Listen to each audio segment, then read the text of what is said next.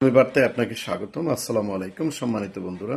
মহান আল্লাহ তাআলা অর্থাৎ আমাদের সৃষ্টিকর্তা সেই আল্লাহ মানুষকে, মানব জাতিকে যতটুকু নির্দেশ দিয়েছেন, আদেশ দিয়েছেন, আমার মনে হয়েছে তার মধ্যে মাতা পিতার প্রতি যে আদেশগুলো দিয়েছেন তাই সর্বাগ্যে বা সবার আগে। আসুন আজ আমরা জানব সেই মাতা পিতার হক কি, মাতা পিতা সম্পর্কে মহান আল্লাহ তাআলা কি বলেন। আশা করি শুনবেন, শুনলে উপকৃত হবেন। যদি ভালো লাগে লাইক কমেন্ট করে শেয়ার করে দিবেন। মহান আল্লাহ তাআলা আমাদের সৃষ্টি করেছেন ঠিকই, কিন্তু এই পৃথিবীতে আমাদেরকে পাঠিয়েছেন মা বাবার মাধ্যমে। এই যে আমরা দুনিয়ার আলো বাতাসে ঘুরছি, তার পরিপূর্ণ অবদান কিন্তু আমাদের মা বাবা। নবী এবং রাসূলের পর সন্তানের জন্য যদি সর্বোচ্চ সম্মানের কোনো মানব থাকে বা মানুষ থাকে, তারাই হচ্ছে মা বাবা। সেই মা বাবার হকটা কি? আমাদের সবার স্রষ্টা মহান আল্লাহ তাআলা এবং রাসূল করিম সাল্লাল্লাহু আলাইহি ওয়াসাল্লাম মাতা পিতাকে সর্বোচ্চ সম্মানে অধিষ্ঠিত করেছেন। আল্লাহ তার মানব জাতিকে নির্দেশ দিয়েছেন, প্রতিটা সন্তানকে নির্দেশ দিয়েছেন মাতা পিতার সামনে বিরক্তিসূচক উহ শব্দটা পর্যন্ত না বলার জন্য। এটা আল্লাহর নির্দেশ। আসুন মা বাবার বিষয়ে মহান আল্লাহ তাআলা কি বলেন আমরা জানি। মহান আল্লাহ তাআলা বলেন, তোমরা আল্লাহর ইবাদত করো, আল্লাহর সাথে শরিক করো না, আর মাতা পিতার সাথে সর্বোত্তম ব্যবহার করো। এটা আছে সূরা নিসা 36 নম্বর আয়াতে। আল্লাহ তাআলা এ বিষয়ে আরো বলেন, আমি নির্দেশ দিয়েছি মানব জাতিকে মাতা পিতার সাথে সর্বোত্তম ব্যবহার করার জন্য। বনী ইসরাইল 23। যেমন এই বিষয়ে মহান আল্লাহ তাআলা সূরার লুকমানে 14 নম্বর আয়াতে বলেন, আমি মানুষকে নির্দেশ দিয়েছি তোমরা আমার এবং তোমার পিতামাতার প্রতি কৃতজ্ঞ হও। চিন্তা করে দেখুন, মহান আল্লাহ তাআলা মানব জাতিকে নির্দেশ দিচ্ছেন মাতা পিতার প্রতি কৃতজ্ঞ হওয়ার জন্য, মাতা পিতাকে দেখভাল করার জন্য, সর্বোচ্চ সম্মানে অধিষ্ঠ করার জন্য। আল্লাহ এই বিষয়ে অনেকগুলো নির্দেশ দিয়েছেন। আমাদের সালাতের নির্দেশ দিয়েছেন, আমাদের রোজা রাখার নির্দেশ দিয়েছেন, প্রয়োজনে হজ করার নির্দেশ দিয়েছেন। এরকম আমাদের অনেক ফরজ আছে। কিন্তু আমার মনে হচ্ছে আল্লাহ তাআলার এই নির্দেশগুলা, কোরআনের আয়াতগুলা পড়ে আমার মনে হচ্ছে মা বাবা প্রতি সদ্ব্যবহার, মা বাবার প্রতি দেখাশোনা করা, মা বাবার প্রতি উন্নত এবং উত্তম ব্যবহার করা, আল্লাহর নির্দেশটাই সর্বোত্তম বা সর্বশ্রেষ্ঠ।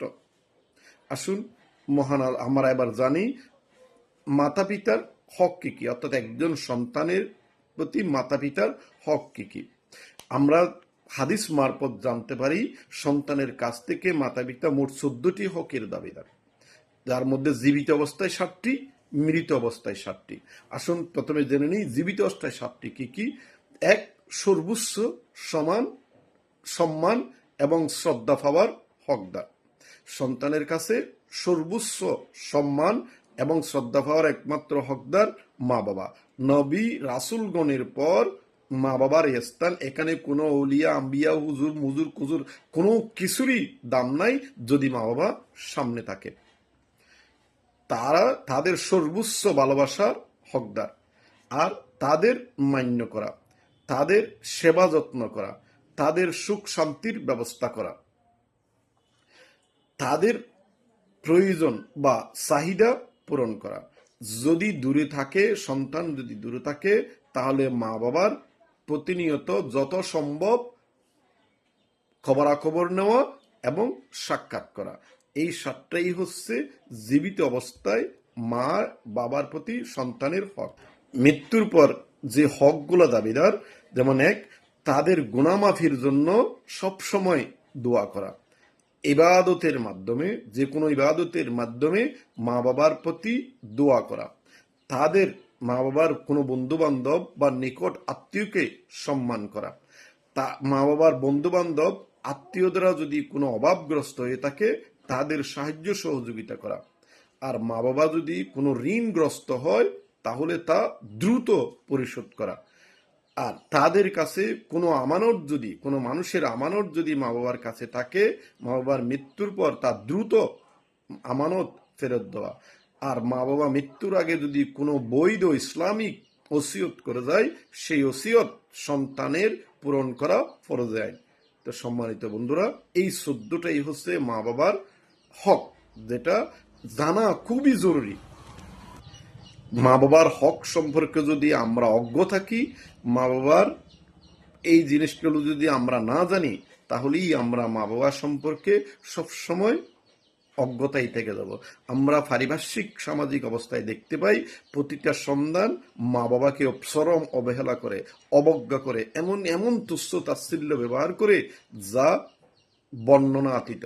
কিন্তু তাদের যদি এই আল্লাহ রাসূলের নির্দেশগুলো জানা থাকতো, তাহলে অন্তত মা বাবার প্রতি কিভাবে ব্যবহার করতে হয় তা যদি জানা থাকতো, তাহলে সমাজে আজ মা বাবা এত কষ্ট, এত নির্যাতন, এত অনৈতিক অবস্থা সৃষ্টি হতো না।